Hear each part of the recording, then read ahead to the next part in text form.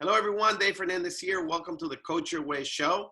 This is episode number 5 of our interview series, What It Takes to Be a Coach. And today we have a very, very special guest and friend of mine, Kristin Durney. How you doing, Kristin? Doing great, David. How are you? Awesome. Always a pleasure. Thank you for being here. Thank you for having me. A pleasure. Always a pleasure with Kristin. Kristin is an HR executive for over 20 years or so in the corporate world. And then she transitioned over to co-found a company called Mental Wellness Unleashed, where they focus on coaching people on tools to be stronger with their own mental wellness. So how was that transition like for you, Kristin, going from the corporate world into full-blown business owner? Yeah, so that's a great question. So being in the corporate world, as you said, for over 20 years, the last couple of years in the corporate world, I really have been thinking about doing this anyway, and having my own coaching business, because making more of an impact on individuals. So if I'm going to the corporate world to have your own coaching business, there is a change from that corporate mentality to being an entrepreneur. So, meaning you're doing everything on your own. You don't have anybody, assisting you with certain things, including technology and social media and things of that nature. So I think that the challenge with the transition is really learning social media platforms, how do you get clients? I mean, things where you're having to really do a lot of research on those types of things. And so then again, doing everything on your own, I think, being your own boss, having to hold yourself accountable and also being very disciplined. So I think that's part of where, as an entrepreneur and a coach, you have to really, buckle down and be ready and prepared to be able to do those types of things. And again, the learning curve as well. For sure. Well, that's part of the entrepreneurial journey, right? Like, I guess we were talking about it a little bit before we started recording, and, how challenging it is, to do everything by yourself for the first time, right? It's super time consuming and everything. And it's a shock, right? To most of us. It is. And I think the other part of that, David, is sticking with it. I think a lot of coaches and entrepreneurs, they give up too easily. And I don't mean that critically. I just mean that it's because it can be hard in the beginning. I mean, even if you have that natural coaching ability, you still have all these things you have to do to run a business. So I think, that's part of it too. You just got to stick with it, especially if you're passionate about it. For sure. When did you experience for the first time that call to become a coach or to serve others? How was that for you? Yeah, so when I was in the corporate world, especially as an executive, I realized the lack of resources and support around mental health. And I actually designed benefits programs. And I actually tried, besides the employee assistance program, I really tried to bring things in around mental health. And really it always came down to physical health, which is obviously very important, but we need to look at mental health as important as physical health. So honestly, it's kind of like it's kind of like my purpose. I found my purpose. I kind of just woke up one day and said, I've got to do this. I've got to make an impact. And as a corporate and executive coach in the corporate world, you can coach. However, you can do so much more, have so much more of an impact when you're doing it on your own and you're using your own life experiences and your own skill sets. And sometimes in the corporate world, you're a little bit, you're not allowed to be as creative as you would be if you're doing it on your own. And so that was really my calling. It was my purpose. I'm like, I'm here through my experiences and through my own therapy, having a mental health condition, that I can make an impact on people doing this in a coaching business. That's interesting what you're saying, because I do believe, obviously, physical wellness is good and all, obviously. But I think that, without mental wellness, it doesn't matter what you do physically. I think it all starts up here, like with your mental wellness. If your mental state is good and fine, I think the physicality just follows that. Well, there's a huge mind and body connection. So when you're mentally healthy, there's something called the vagus nerve, which is actually it's a nerve. Just your nervous system actually goes into your digestive tract from your brain, and you actually have serotonin that's released 70% from your digestive tract. So there's a huge scientific data around your mind and body connection. So that's the other passion I have too, is to say to people, some people think things are normal to have chronic back pain, have digestive problems. It's not normal. It's that mind and body connection. Until you realize that, people often think, this is just how it is. And it's not. Proven fact. Going back to you know, your years in corporate, you know, as an executive coach, and even right now as a mental wellness coach, what are some of the challenges that you experience as a coach? Yeah, I think one of the challenges, and you know, we talk about is everybody coachable? I think one of the challenges is when you are in, whether it's in a corporate setting, which I, you know, was over employee relations and investigations, things of that nature. People have to want to be coached. I mean, it's when you're trying to force someone to be coached, or you know, say you have to do these things, that it needs to be a partnership. So that, you know, really, so you know, what I built this mediation program, David, which was so interesting. And it was because of these, they sent me over to help fix a department in a company I was working for. It was a very large department, second largest department. And the reason they actually made this HR leadership position for me was to come over and fix it. And so I developed this mediation program. And what I found was at the end of the day, whether it's one or two people or a group of people and a leader, it came down to trust. So the whole thing was about trusting. And that trust builds respect. So I think there's a way to do that for people, but people have to understand that it's a not all at once kind of thing. When you're trying to fix or coach somebody, you need to be patient and understand what are the situations behind why you're having issues. So as far as performance or as far as behavioral issues, you want to ask the person what's going on before you immediately go into any type of, you know, write-up or any type of, you know, verbal write-up or whatnot. And I think that's the same thing for people in the world here. I mean, you know, when people are seeking out a coach, that's one thing. But when you've been asked to coach somebody, like in the corporate world, that's a whole nother thing. You've got to take a different approach. You're saying that, you know, as long as people are willing to be coached, you know, they're coachable. Otherwise, so can we say everybody's coachable? You know, people always say yes to that question. I'm going to take a little bit of a different approach. I think that if you want to be coached, you really have to have a growth mindset. And what I mean by that is, I mean, I play competitive tennis and I've had coaches my whole entire life. And, you know, that it wasn't all nicey-nicey. It was like, you know, Kristin, you know, you need to do, you know, what do you think about this? Why did you think you lost that match? They didn't tell me, they asked me. They guided me. And then they said, what do you think you need to do to get in better shape? They didn't tell me, they asked me. I think that's part of where, yes, everyone can be coached if you take that approach where you are, you know, allowing the person to make those decisions for themselves. And oftentimes there are hard questions. And that's what makes a good coach, because you're pulling out that potential and that purpose within that person. You're pulling out that professional and personal purpose and potential that they can be their best selves. And that's the whole point of being a coach. That's what we do to help people reach their potential. And that's, as a tennis player and an athlete, that's really helped me in my coaching business. As you were transitioning from corporate, you mentioned the fact that it's very different, right? Like being in the corporate environment versus coaching outside. You know, as you were transitioning, or even before you were transitioning into becoming an independent consultant and coach, et cetera, like, how did you go about planning, you know, this stuff? Yeah. So, what I started to do initially, before, when I was still in the corporate world, and I also did executive coaching too. So what I started doing is building content around coaching. And so, you know, it was one of those things where everyone's always like, okay, well, you can just kind of start coaching. Well, you really need to have a system. You need to have something in place, I feel, before you just, you kind of, as I say, throw yourself over the cliff, right? So mine was building content around my life experiences, around what I knew, around CBT techniques, which we'll get into later. So I had content to coach to. And honestly, my life experiences were really one of the main areas where I developed the content around. What's the best thing about being a coach? I think the best thing about being a coach, especially with what I've gone through, is pulling out the potential in people that they have that they didn't even know they had, helping them get past those fears, helping them get past those limitations, letting them pull that self-reflection, that deep self-reflection out to say, what do I want to do? What's my purpose? What's my why? And it gives me goosebumps. I think about it because I love to see that it's a transition. It's a transformation.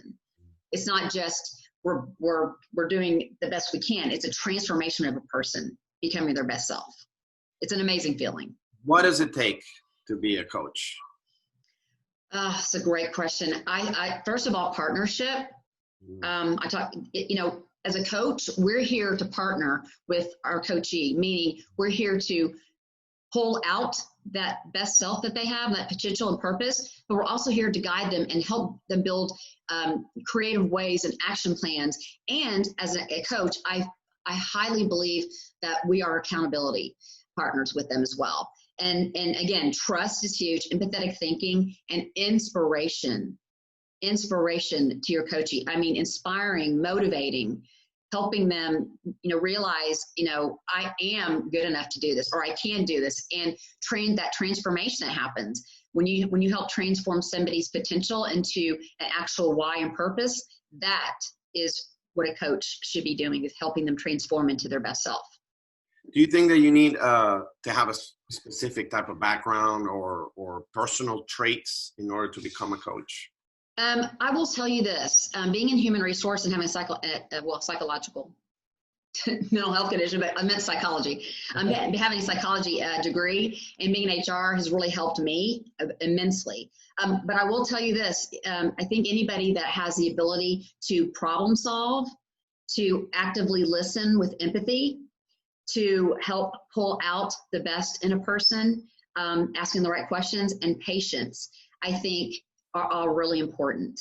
You need to have, some people are natural at doing that, and it's not that you can't develop those skills, but then you have to really ask yourself, do I really like listening to people? And do I really like helping people? Do I really like doing this? So I think that's the question around that is, and you need to understand, what is coaching? Why do you want to coach someone?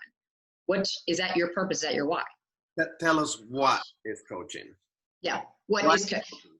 Yeah. So coaching, again, to me is, the ability to, again, transform a person into reaching their maximizing their personal and professional authentic self.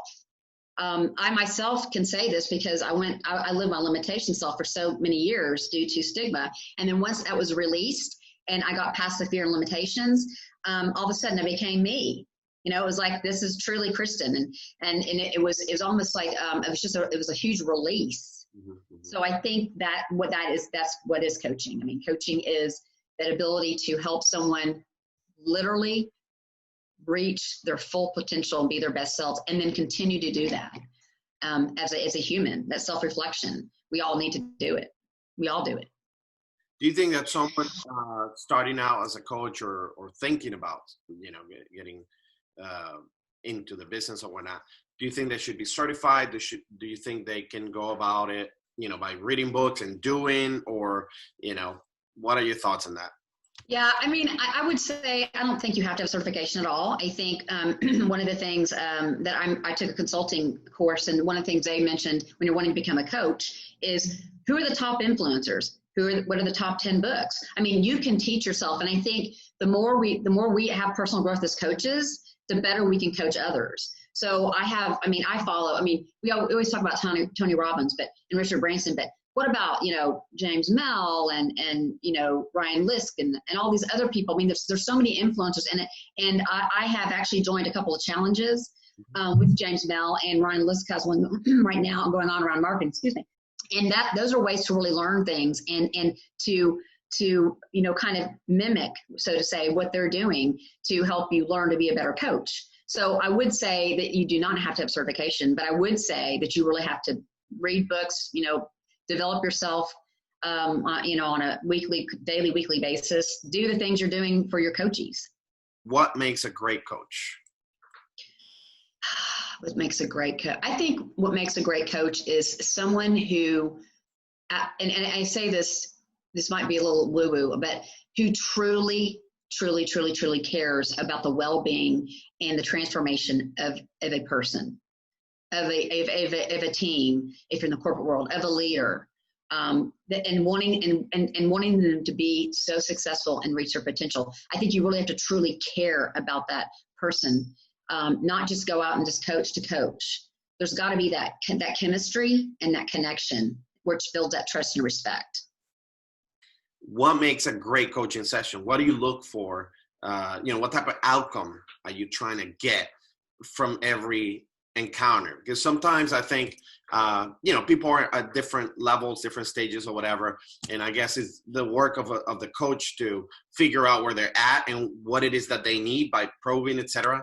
But, are you looking to have more or less the same outcome every session, or do you tailor it, depending on needs? What makes a great coaching session for you? Yeah, I think what makes a great coaching session for me is when you're asking self-reflection and discovery questions, meaning, what do you want to do? What do you want to be? If you were living your authentic self, what would that look like? What's holding you back? Who's holding you back? Asking those questions and then taking those questions and doing a deep dive into each one.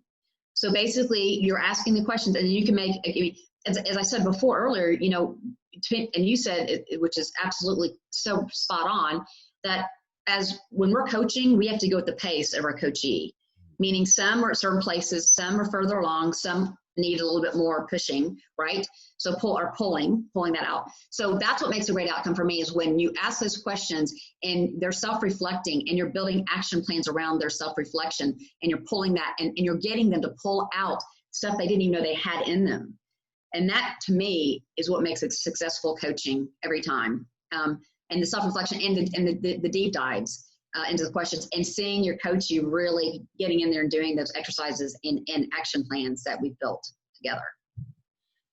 What do you think people should look for in a coach? Like, on the other side of the coin, right, there is the coachee, and we've all been coachees at a certain time or whatnot, or still are. What are the things that someone who's never had a coach should actually look for in a coach to make sure they're a good fit or whatnot? You know what? I love that question, and I'm going to go back to my competitive tennis days. So, and in the beginning, when I was younger, this used to get frustrated because they would push me so hard. And you know why they pushed me? Because they knew my potential. So I would say a coachee looking for a coach, and that's that growth mindset, needs to have a coach that's going to push them hard. Ask those hard questions, pull out the deepness you didn't even know you had within yourself. And, the more I got into my tennis career, the more I actually sought out, as I was growing, I sought out coaches that I heard were hard, because they were going to push you. And I wanted to be successful. So if you want to be successful, you want a coach that's going to push you, even if it's, at times you feel like, oh my gosh, I can't take this right one more day. But no, you can. And that's what makes a good coach to me. And that's what you should be seeking. And one thing I want to say too, just about seeking out a coach, when I say pushing hard or pulling hard, I also mean with compassion, empathy, trust, and the fact that they care so much about you to be successful. That's what I want to add as well to that question too, when you're seeking out a coach. Share with us a couple of books or 3 books or whatever that you think anybody should read, aspiring coaches or even for self-development purposes. So some of the books that I would recommend is Psychology for Success by Carol Dweck. And that talks about emotional intelligence, a growth mindset. The Extraordinary Code by Vishen Lakhiani is awesome. It has a 10 question framework around finding your potential and fulfillment and purpose. Be You, Just Better by a coach, Mike Bayer, who works with celebrities. He's awesome. That's another great book. And one of the ones that I love so much is Change Your Brain, Change Your Life by Dr. Daniel Amen. By the way, I'm going to be adding links to every one of these books that she just mentioned down below in the description. So make sure you check them out. Can you share with us some technique or something that you like to do in your sessions, and what type of result you expect to get from this technique? Absolutely. So when I was in cognitive behavioral therapy, I actually started doing something that I call mental homework. And I started developing tools and techniques around how I could change my patterns, because cognitive behavioral therapy, that's what they're based on, changing negative patterns, thought patterns, or self-limiting beliefs to positive thought patterns, which are your reality. So what the 180 tool is taking a negative thought pattern or self-limiting belief and doing a 180 and going to the positive thought, the opposite thought of the negative thought. So a lot of what I get in my coaching business oftentimes is someone saying, I'm just not good enough. You take, I'm not good enough to, not only am I good enough, I am valued, I offer value, and I'm loved. And you know, that's just an example.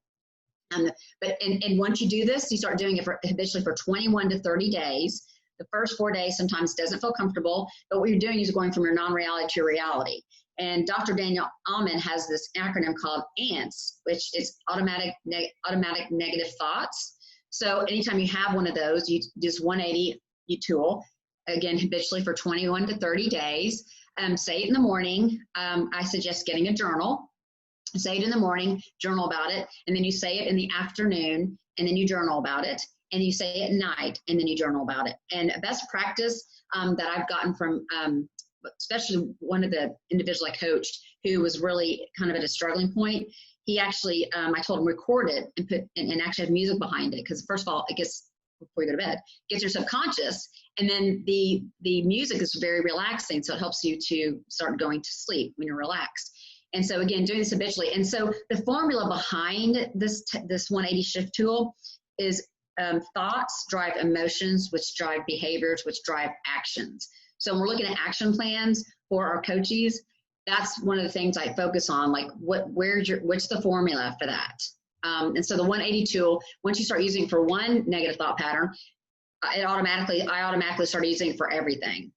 And it is the most effective tool to promote a growth mindset for me, especially, and for anybody that I'm coaching, that we're coaching.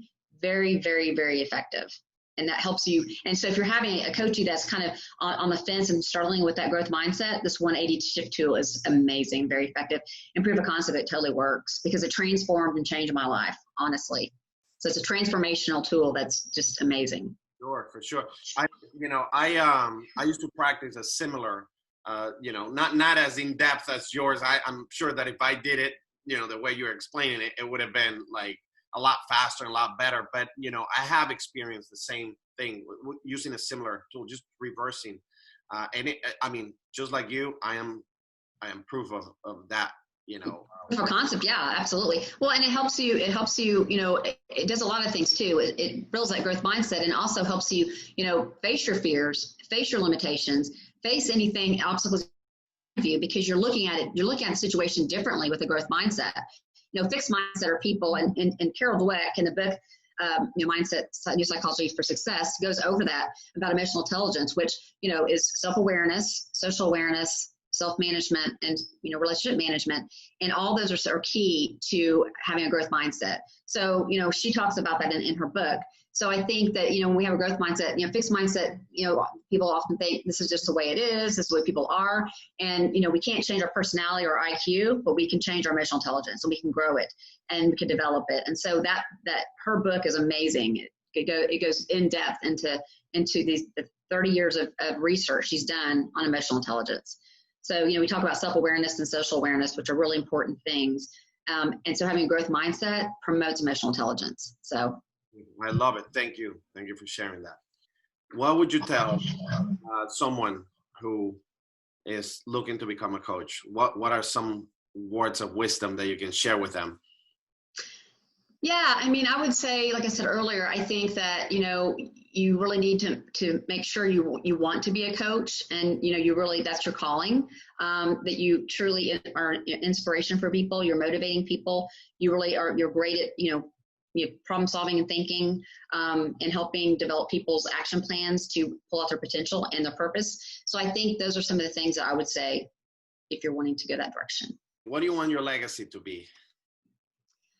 I think I want my legacy to be somebody who was impactful and was an influencer on mental health and the importance of mental health, and how people who have mental health conditions can be extremely successful and powerful and impactful for others, and that mental health in general is so important, and that, leaving a mark on, ending the stigma, and, using my platform to help that, and help others succeed and finding their purpose. Tell us a little bit about what you guys are doing right now at Mental Wellness Unleashed. Right. So at Mental Wellness Unleashed, we've developed programs, tools, and techniques around cognitive behavioral therapy techniques. And these techniques and programs are are for individuals, teams, and leaders who want to grow their mindset, shift their mind, and start to lean into their purpose. Also, the ability to self-manage any situation they're in and self-manage their self-care to build a strong, mentally healthy mind, as well as a culture if you're in a corporation. So this is primarily for corporations, or actually, we have clients, individual clients that we have developed actual programs for, and then we have programs for corporations. So we do individuals and we do organizations. So we do B2C and B2B. Where can people learn more about you, your company, or connect with you? Sure. So we're www.mentalwellnessunleashed.com. And if you want to contact us, you can contact us at info@mentalwellnessunleashed.com. We also have a LinkedIn business page, as well as a Facebook business page. You can follow us there, and also Instagram. So we're on a couple of different platforms, so you can follow us, and we do Nugget for Your Noggins on Thursdays, and we have a lot of different content that we provide. So certainly follow us. We'd love to and follow, comment on our videos and the things like that. We love to hear from you. Kristin, thank you so much for your time and for being here and for sharing all your wisdom with us. It's been phenomenal. Thank you so much for having me. For all you out there, stay safe, be well, and until next time, let's get out there and start changing lives one session at a time. See you all. Bye-bye.